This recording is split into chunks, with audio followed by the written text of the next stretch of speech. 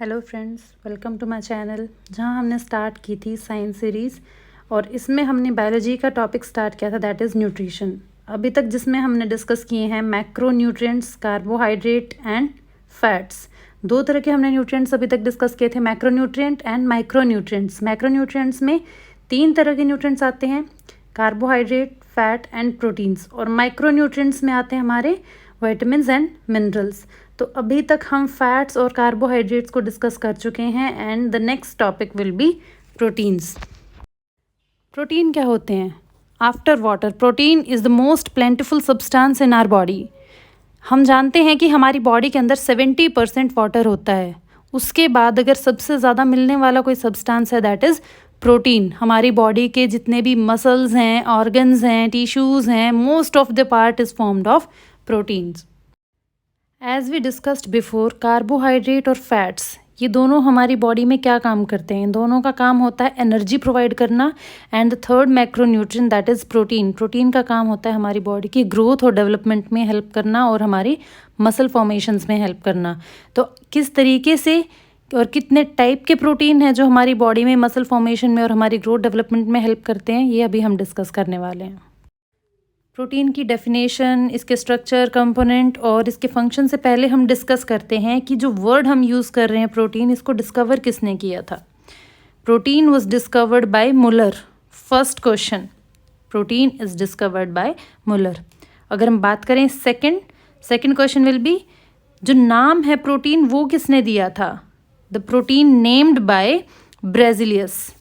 तो ये आपको याद रखना है। फर्स्ट, डिस्कवर किसने किया था? मुलर ने। और नेम जो जिसने दिया था दैट इज ब्रेजिलियस। थर्ड, प्रोटीन का स्ट्रक्चर कैसा होता है, ये किसने बताया था? This will be a third question कि प्रोटीन का स्ट्रक्चर देने वाला साइंटिस्ट कौन था? That is polling. यहाँ से आपके 3 क्वेश्चन कवर होते हैं, प्रोटीन की discovery, protein named by which scientist and structure of protein was given by which scientist. जो तीनों आपको याद रखने हैं। नेक्स्ट, अगर हम बात करें स्मॉलेस्ट यूनिट ऑफ प्रोटीन की, जैसे कार्बोहाइड्रेट की स्मॉलेस्ट यूनिट होती है ग्लूकोज, फैट की स्मॉलेस्ट यूनिट होती है फैटी एसिड, वैसे ही प्रोटीन की स्मॉलेस्ट यूनिट होती है अमीनो एसिड्स। अमीनो एसिड क्या होते हैं? एनी कार्बन कंपाउंड जिसके अंदर एक अमीनो ग्रुप होता है दैट इज़ NH2 और एक एसिडिक ग्रुप होता है that is carboxylic acid COOH। इसकी लॉन्ग चेन को हम बोलते हैं अमीनो एसिड। अब ऐसे ही डिफरेंट अमीनो एसिड जब एक दूसरे से जुड़ते हैं तो जिस बॉन्ड के थ्रू वो जुड़ते हैं उस बॉन्ड को हम बोलते हैं पेप्टाइड बॉन्ड। और जब बहुत सारे पेप्टाइड बॉन्ड जुड़ के एक लॉन्ग चेन फॉर्म कर देते हैं तो उसको हम बोलते हैं polypeptide. Poly means many, peptide means peptide bond. बहुत सारे पेप्टाइड बॉन्ड जुड़ के बनाते हैं हमारे पॉलीपेप्टाइड, या हम उनको बोलते हैं proteins. Now when we are discussing amino acids, amino acid मतलब जिसमें अमीनो ग्रुप भी और एसिडिक ग्रुप भी प्रेजेंट होते हैं, तो इसके अंदर एलिमेंट कौन से होंगे? अमीनो में होता है NH2, एसिड में होता है COOH और बीच में इनके होती है कार्बन की लॉन्ग चेन। तो बेसिक एलिमेंट्स कौन से प्रेजेंट होंगे अमीनो एसिड के अंदर? That is nitrogen, carbon, hydrogen and oxygen. अभी तक हमने कार्बोहाइड्रेट और फैट्स में डिस्कस किया था कि उनमें कार्बन, हाइड्रोजन और ऑक्सीजन प्रेजेंट होती है। एक नाइट्रोजन है जो प्रोटीन में एक्स्ट्रा है एलिमेंट, और इसी नाइट्रोजनस वेस्ट को प्रोसेस करने का काम कौन करता है? हमारा लीवर। लीवर के अंदर होता है urea cycle. Urea cycle means nitrogenous waste जितना भी होगा, नाइट्रोजन कंटेनिंग वेस्ट हमारी बॉडी में जितना भी होगा, हमारा लीवर उसको यूरिया के अंदर कन्वर्ट कर देगा। यूरिया साइकिल कहाँ पे होता है ये आपको याद रखना है, लीवर के अंदर। तो क्या लीवर इसको वहीं पे स्टोर करके रखता है? नहीं, इस नाइट्रोजनस वेस्ट को वो भेजता है किडनी के पास। अक्सर आपने सुना होगा कि अगर आपको जॉइंट पेन है तो यूरिक एसिड लेवल चेक करवाओ अपना। अगर आपका यूरिक एसिड लेवल बढ़ जाता है बॉडी के अंदर तो जॉइंट में पेन होना स्टार्ट हो जाता है, क्योंकि वो जॉइंट में डिपॉजिट होना स्टार्ट हो जाता है। तो उसके लिए डॉक्टर आपको क्या सजेस्ट करेंगे कि आप प्रोटीन डाइट थोड़ी कम लो। किडनी से रिलेटेड अगर आप कोई भी माल फंक्शन आपकी बॉडी में हो रहा है तो उसमें भी डॉक्टर क्या सजेस्ट करते हैं कि प्रोटीन डाइट कम लो।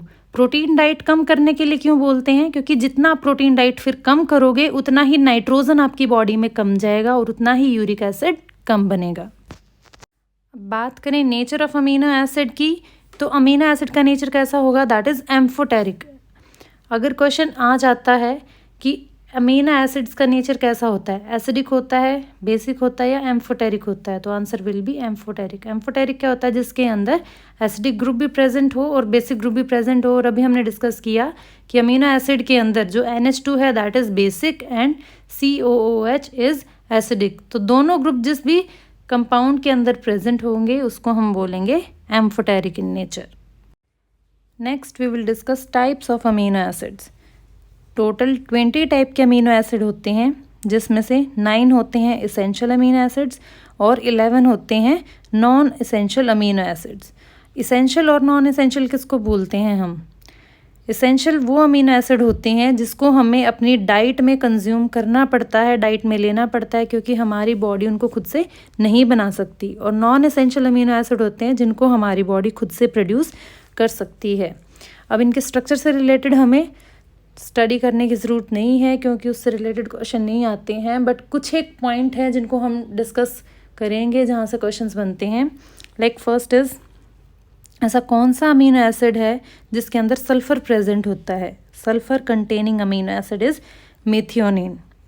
नेक्स्ट आपने देखा होगा कि बासमती राइस, जब भी हम बासमती राइस बनाते हैं तो उनका एक अलग सा अरोमा होता है और वो लॉन्ग हो जाते हैं। जब उनको बॉईल करते हैं तो साइज़ उनका बढ़ जाता है, इलोंगेट हो जाते हैं। तो वो किस वजह से होता है, किस तरीके के अमीनो एसिड की वजह से ये चेंजेस होते हैं? तो basmati rice become longer after boiling due to amino acid lysine. जो उसमें इलोंगेशन का प्रोसेस होता है, लेंथ बढ़ने का प्रोसेस होता है, वो कौन से अमीनो एसिड की वजह से होता है? लाइसीन की वजह से। और जो उनका एक पर्टिकुलर अरोमा होता है, जो खुशबू होती है, वो होता है पायरोल की वजह से। ये आपको याद रखना है। Now comes to protein. Protein हमने पहले भी डिस्कस किया है कि अमीनो एसिड जब लॉन्ग चेन में जुड़ जाएंगे पेप्टाइड बॉन्ड के थ्रू तो दे विल फॉर्म प्रोटीन। अगर हम प्रोटीन को डिवाइड करें डिफरेंट डिफरेंट कैटेगरीज में तो प्रोटीन कितने टाइप के होते हैं? First is fibrous protein, second is globular protein and third is membrane protein. तो प्रोटीन हमारे बेसिकली 3 टाइप के होते हैं, फाइब्रस, ग्लोबुलर एंड मेम्ब्रेन। इनके क्या क्या एग्जाम्पल्स होते हैं, let's discuss. First if you talk about fibrous protein, तो ये फाइबर की फॉर्म में होते हैं और कहाँ प्रेजेंट होते हैं? हमारे मसल्स के अंदर प्रेजेंट होते हैं, जॉइंट्स के अंदर प्रेजेंट होते हैं, बोन्स के अंदर प्रेजेंट होते हैं और कनेक्टिव टिश्यूज़ के अंदर प्रेजेंट होते हैं। एग्जाम्पल्स क्या क्या होंगे फाइब्रस प्रोटीन के? Actin, myosin, collagen, keratin, elastin. ये आपको याद रखने, अगर आपसे पूछा जाता है कि इलास्टिन किस तरीके का प्रोटीन है तो it is a fibrous protein. ऐसे ही एक्टिन और मायोसिन कहाँ मिलते हैं? हमारे मसल्स को फॉर्म करते हैं और मसल्स की मूवमेंट में भी हेल्प करते हैं। तो एक्टिन और मायोसिन होते हैं हमारे fibrous protein. Keratin dead cell में प्रेजेंट होता है, हमारे नेल्स में, हेयर में। तो ये किस तरीके का प्रोटीन है? ये एक फाइब्रस प्रोटीन है। कोलेजन हमारी स्किन के अंदर प्रेजेंट होता है। जैसे जैसे हमारी एज बढ़ती रहती है कोलेजन हमारी बॉडी से कम होता रहता है। ये क्या करता है? स्किन को एक फर्मनेस प्रोवाइड करता है।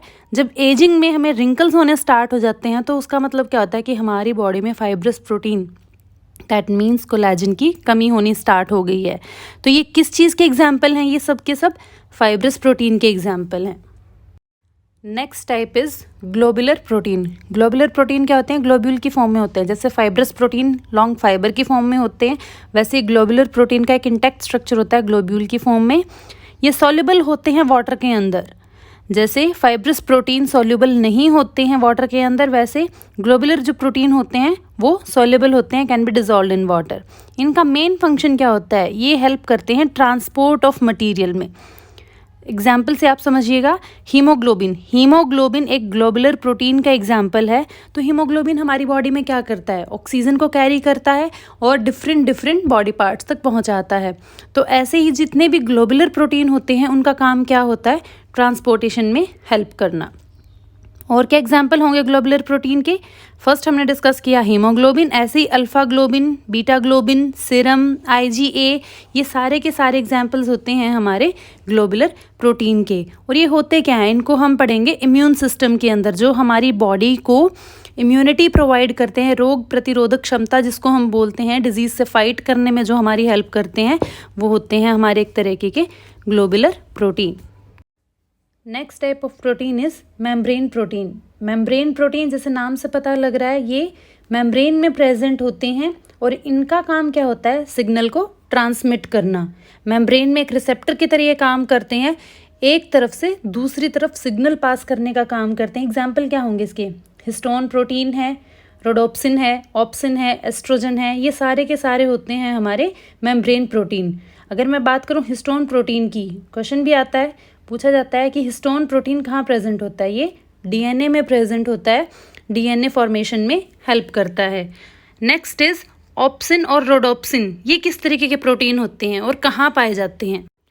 रोडोप्सिन और ऑप्सिन प्रोटीन की अगर हम बात करें तो कहाँ प्रेजेंट होते हैं, ये प्रेजेंट होते हैं हमारे ऑप्टिक सेल्स के अंदर। ऑप्टिक वर्ड हमेशा यूज होता है आइज़ के लिए, तो ऑप्टिक सेल्स मतलब हमारी आइज़ के जो सेल्स हैं, आइज़ में प्रेजेंट होते हैं ऑप्सिन और रोडोप्सिन प्रोटीन। कहाँ कहाँ प्रेजेंट होते हैं, हमारी आइज़ में विजन के लिए दो टाइप के सेल होते हैं, cone cells and rod cells. Cone cells की अगर हम बात करें तो कोन सेल्स का क्या काम होता है, ये हमारे लाइट के अंदर जो डे टाइम पे हमारा विज़न होता है उसमें हेल्प करते हैं, प्लस कलर्स में डिफ्रेंशिएट करना हमारा किस वजह से हो पाता है, कोन सेल्स की वजह से। अगर हम अलग अलग कलर्स को आइडेंटिफाई कर पाते हैं तो वो कोन सेल्स की वजह से होता है। तो यू कैन अंडरस्टैंड कि अगर हमारी बॉडी में कोन सेल किसी भी तरीके से माल फंक्शन हो जाए या फिर ऑप्सिन प्रोटीन प्रॉपरली ना मिले, ना बने, तो क्या चीज़ हमारी बॉडी की अफेक्ट होगी, उससे होगी colour blindness, second day blindness. तो आपको याद रखना है कलर ब्लाइंडनेस अगर पूछा जाता है कौन से सेल्स की वजह से होती है तो कौन सेल्स की वजह से, और कौन से प्रोटीन की डेफिशिएंसी से होती है, वो होती है हमारे ऑप्सिन प्रोटीन की डेफिशिएंसी से। और रोड सेल जो कि रोडोप्सिन प्रोटीन से बने होते हैं, इनका काम क्या होता है, ये हमारी नाइट विजन में हेल्प करते हैं। और अगर हमारी बॉडी में रोड सेल माल फंक्शन हो जाते हैं या फिर रोडोप्सिन प्रोटीन प्रॉपर नहीं बनता है तो उसकी वजह से क्या बीमारी होगी, दैट इज़ नाइट ब्लाइंडनेस। अगर क्वेश्चन पूछा जाता है नाइट ब्लाइंडनेस में हमारी बॉडी के कौन से सेल्स इफेक्ट होते हैं या कौन से सेल्स की वजह से होते हैं, दैट इज़ रोड सेल, और कौन से प्रोटीन की डेफिशिएंसी से होती है, दैट इज़ रोडोप्सिन प्रोटीन। अगर हम बात करें डेली रिक्वायरमेंट की तो कितने प्रोटीन की रिक्वायरमेंट होती है हमारी बॉडी में डेली बेसिस पे, 0.8% of your total body weight is required on daily basis. तो प्रोटीन एक ऐसा कंपोनेंट है जिसको हम हमारी बॉडी में स्टोर करके नहीं रख सकते। लाइक फैट्स हैं वो स्टोर हो जाती हैं, कार्बोहाइड्रेट्स हैं वो ग्लाइकोजन की फॉर्म में स्टोर हो जाती हैं, बट प्रोटीन हमें डेली बेसिस पे चाहिए होता है क्योंकि वो स्टोर्ड फॉर्म में नहीं रहता है। ये अल्टीमेटली हमारी मसल फॉर्मेशन में और किसी न किसी तरह के कंपोनेंट में कन्वर्ट हो जाता है। तो जो भी हमारी डेली रिक्वायरमेंट है वो हमें डाइट के थ्रू लेना पड़ता है।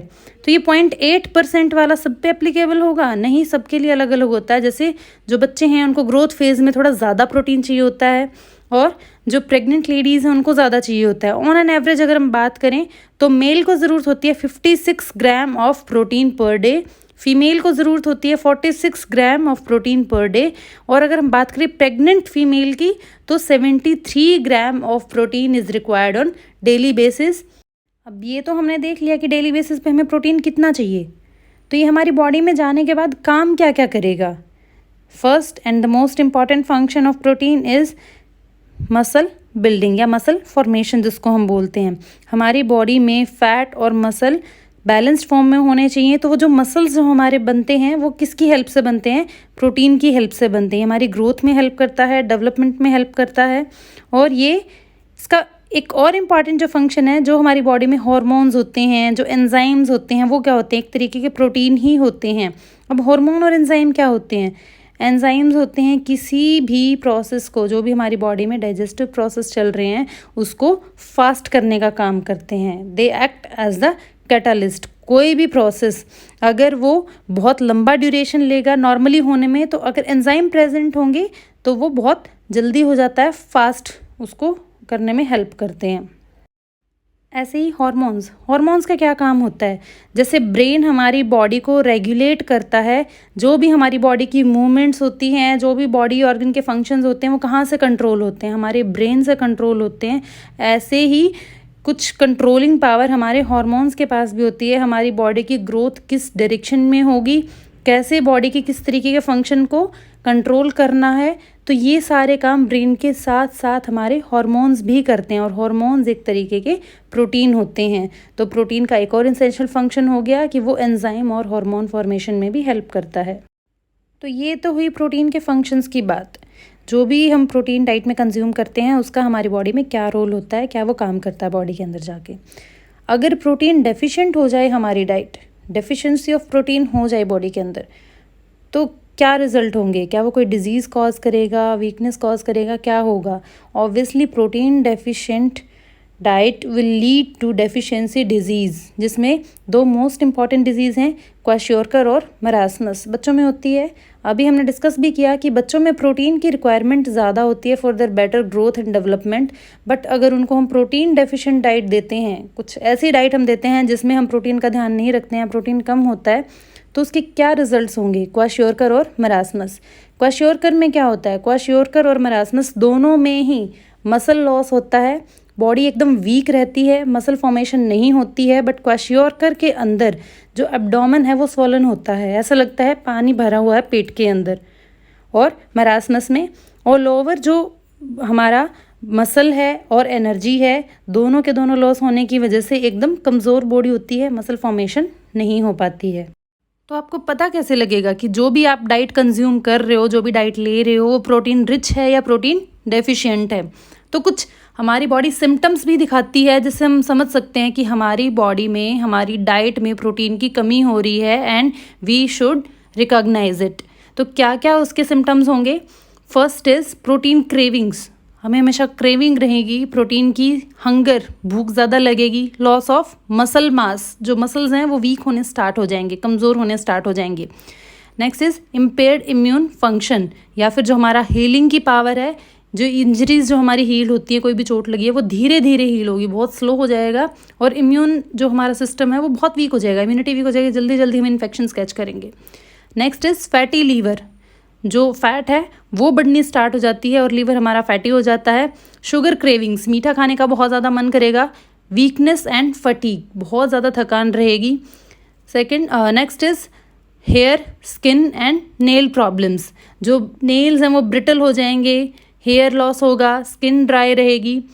और next is risk of bone fracture, bone brittle हो जाती हैं, जल्दी से रहेगा कि जो बोन वीक हो चुकी हैं उनमें फ्रैक्चर के चांसेस बढ़ जाएंगे। And next last is oedema, oedema means swelling, आपके बॉडी पार्ट में स्वेलिंग आनी स्टार्ट हो जाएगी।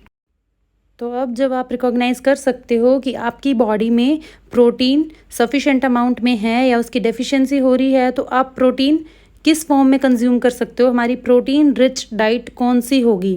प्रोटीन हमारा vegetarian as well as non vegetarian source से हमें मिलता है। नॉन वेजिटेरियन सोर्स से प्रोटीन ज़्यादा मिलता है, but there are also option available for vegetarian diet. तो प्रोटीन किस किस चीज़ में होता है हमारा? चिकन के अंदर, फिश के अंदर, एग के अंदर। और वेजिटेरियन डाइट की अगर हम बात करें तो डेयरी प्रोडक्ट्स जितने भी होते हैं, कर्ड है, मिल्क है, चीज़ है, इसके अंदर प्रोटीन काफ़ी ज़्यादा अमाउंट में होता है। जितनी भी पल्सेस हैं, हमारी दालें जितनी भी होती हैं, उनके अंदर प्रोटीन बहुत होता है। सोयाबीन है, सोयाबीन से बने प्रोडक्ट जो भी हैं, हमारा टोफू है, सोया मिल्क है, उसके अंदर प्रोटीन प्रेजेंट होता है। ड्राई फ्रूट्स के अंदर, वॉलनट्स, आमंड्स के अंदर प्रोटीन प्रेजेंट होता है। तो इस तरीके से आप अपनी डाइट में प्रोटीन रिच कंपोनेंट ऐड करके डेफिशिएंसी को दूर कर सकते हैं। अब हम बात करते हैं कुछ जनरल क्वेश्चंस की कि कौन सा प्रोटीन कहाँ प्रेजेंट होता है। छोटे छोटे क्वेश्चंस हैं, वन लाइनर। तो protein found in milk, first is milk के अंदर कौन सा प्रोटीन होता है? केजीन प्रोटीन। बोन्स के अंदर होता है ओसिन प्रोटीन। ब्लड के अंदर कौन सा प्रोटीन पाया जाता है? That is globin protein. Plasma के अंदर जो प्रोटीन होता है that is an important kind of protein, that is thromboplastin. Egg के अंदर किस तरीके का प्रोटीन होता है? Albumin protein. और एल्बुमिन ही हमें मिलता है पल्सेस से। अगर आपसे पूछा जाता है पल्सेस के अंदर, दालों के अंदर कौन सा प्रोटीन होता है, that is albumin protein. Wheat के अंदर, गेहूं के अंदर कौन सा प्रोटीन प्रेजेंट होता है? ग्लूटिन। आपने देखा भी होगा काफ़ी सारे कमर्शियल में ग्लूटिन फ्री फूड। कुछ ऐसे पर्सन होते हैं जिनको गेहूं से एलर्जी होती है, दे कांट कंज्यूम ग्लूटिन। तो वो किस वजह से एलर्जी होती है? ग्लूटिन प्रोटीन की वजह से, जो वीट में प्रेजेंट होता है। नेल्स में, हेयर में, विग्स में, एनिमल के हूफ्स जो होते हैं उनके अंदर कौन सा प्रोटीन होता है? That is alpha keratin. मकड़ी का जाल जो होता है, इंसेक्ट के वेब होते हैं, मकड़ी के जाल के अंदर किस तरीके का प्रोटीन होता है, दैट इज बीटा कैरोटीन। तो ये हुए कुछ जनरल क्वेश्चन जो पूछे जाते हैं कि कहाँ पे कौन सा प्रोटीन प्रेजेंट होता है। I hope now you'll be able to resolve all the questions related to protein. And with this we completed our today's topic, that is protein. और इसी तरीके से न्यूट्रिशन की कंप्लीट सीरीज़ को पूरा देखने के लिए, इससे रिलेटेड क्वेश्चंस को सॉल्व करने के लिए फॉलो करें।